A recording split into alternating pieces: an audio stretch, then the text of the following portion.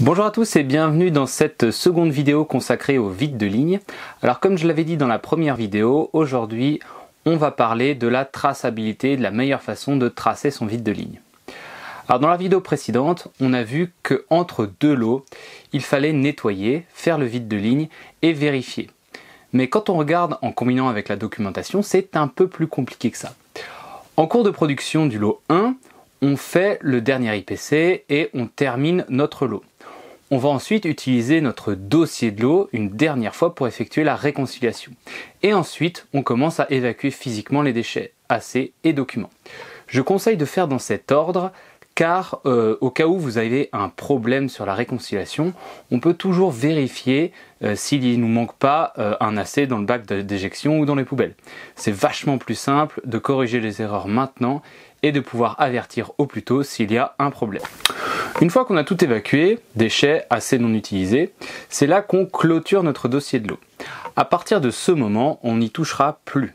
Et c'est maintenant que vont s'enchaîner les deux étapes qu'on a vues dans la vidéo précédente, c'est-à-dire le nettoyage et le vide de ligne. Après ça, on peut enchaîner immédiatement ou attendre le week-end par exemple, ou les vacances, ou peu importe.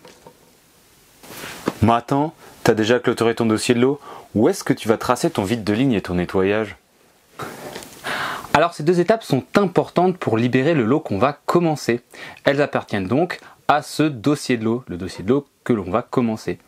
Mais comme on n'a pas encore le dossier, je tracerai ces étapes dans un formulaire interlot. Ah bah super, encore un truc qui va traîner et qu'on va perdre. Oui, non. Alors c'est effectivement un formulaire qui va rester dans la salle, mais il aura une double utilité. Il va permettre de connaître le statut de la salle de production et justement de tracer toutes les actions qui ne peuvent pas être tracées dans le dossier de l'eau que tu n'as de toute façon pas encore.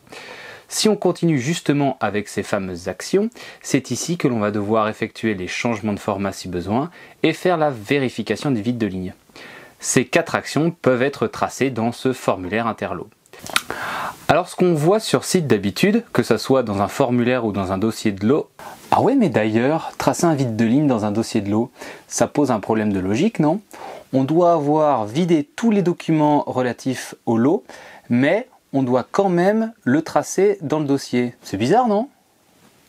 D'où le formulaire interlot. Bon, j'en étais. Ah oui. Ce qu'on va retrouver d'habitude, c'est des grandes checklists où l'on va viser à chaque grande étape du vide de ligne. Ça peut ressembler à ça. Alors le premier truc avec les checklists comme ça, c'est qu'avec l'habitude, on va faire toutes les actions et venir checker toutes les cases après coup.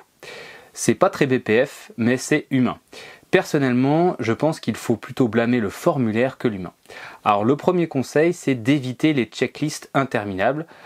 C'est pas ça qui va vous faire penser à vider les flacons du bac de tri.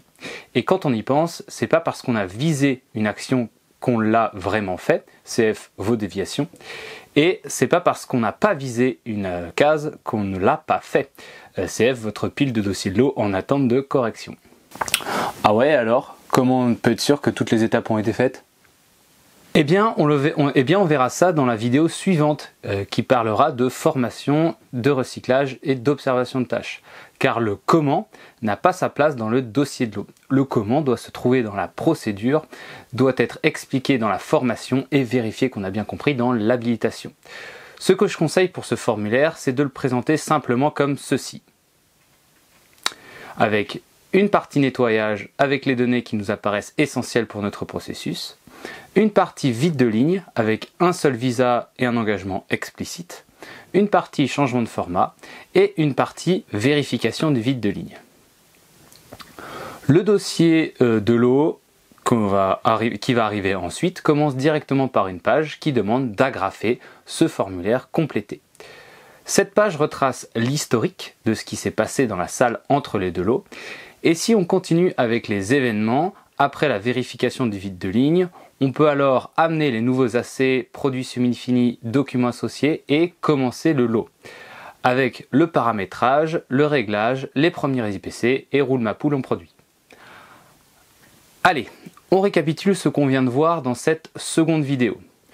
Une fois la production terminée, on effectue la réconciliation au plus proche de la fin de la production et de l'évacuation des déchets. Ça permet de corriger au plus tôt une erreur ou de signaler un problème. Une fois ces étapes terminées, on clôture le dossier de l'eau et on n'y touche plus. Les actions suivantes sont tracées dans le formulaire Interlo. Ce formulaire regroupe les actions de nettoyage, vide de ligne, changement de format et vérification du vide de ligne. Information importante lors de la libération du lot que l'on va commencer et qui ont plus leur place dans le dossier du lot qu'on va produire en suivant. Pour toutes ces actions, on évite les checklists interminables qui ne seront de toute manière visées tout en même temps à la fin de l'étape. On se concentre sur ce qui est important et on explicite bien les visas. Ce formulaire sera ensuite agrafé en tout début de dossier de lot suivant. Voilà, c'est tout pour cette seconde vidéo et on se retrouve très vite dans une troisième vidéo qui parlera de formation. Merci à tous et à bientôt.